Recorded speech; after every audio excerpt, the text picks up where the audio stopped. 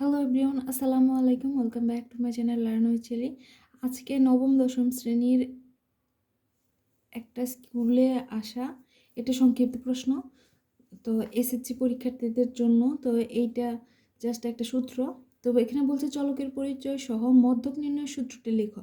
তো এইটা কিন্তু তোমাদের বইয়ের মধ্যেই দেওয়া আছে যে মধ্যকের সূত্র। যে তোমরা যদি এই যে এখানে দেখো যে এখানে মধ্যক নির্ণয়, উপাত্তের মধ্যক নির্ণয়। তো এইখানে হচ্ছে এই যে মেইন সূত্রটা হচ্ছে মধ্যক, এই যে এখান থেকে এতটুকু পর্যন্ত সূত্র এল মধ্যক equal L plus N by two minus F C into H by F M.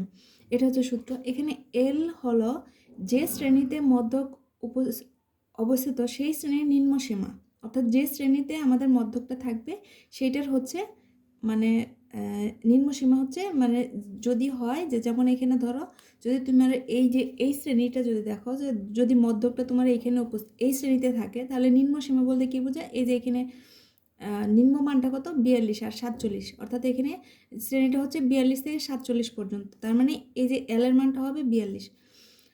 তো আর এন হচ্ছে গণসংখ্যা, যে টোটাল যে গণসংখ্যাটা থাকে সেটা হচ্ছে এন। আর এফসি মধ্যক শ্রেণীর পূর্ববর্তী শ্রেণীর যোজিত গণসংখ্যা, যোজিত গণসংখ্যা অথবা ক্রমযোজিত গণসংখ্যা কিন্তু একই। তো ক্রমযোজিত গণসংখ্যা বের করে যে যেমন এখানে যদি আমরা এর আগে একটা এখানে যদি দেখো ক্রমযোজিত গণসংখ্যা কোনগুলো হয়, যেমন এখানে আছে গণসংখ্যা কত 2 4, অর্থাৎ এখানে 2 আর 4 যোগ করার পরে হয় 6, আর 6 আর এই যে 4 যোগ করার পরে হয় 10। এভাবে ক্রমযোজিত গণসংখ্যা বের করতে হয়। তার মানে এখানে ক্রমযোজিত যে মধ্যক শ্রেণী, যে শ্রেণীতে মধ্যকটা অবস্থিত সেই শ্রেণীর ক্রমযোজিত গণসংখ্যা মানে পূর্ববর্তী শ্রেণীর ক্রমযোজিত গণসংখ্যা। আর এফ এম হচ্ছে মধ্যক শ্রেণীর গণসংখ্যা।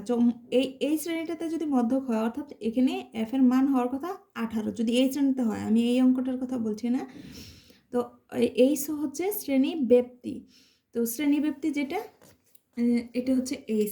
তো আর তোমরা এটার অ্যান্সার এত কিছু লিখতে হবে না, এটা জাস্ট এই যে এইভাবে একটু সাজায় গুছায় লিখলে মধ্যক নির্ণয় সূত্র। আর এখানে যে চলকগুলো আছে এই যে এল এবং এন, এরা কিন্তু চলক। তো এই চলকগুলা কি কাকে কি দ্বারা প্রকাশ করা হয় এভাবে লিখলে কিন্তু এটার অ্যান্সার শেষ।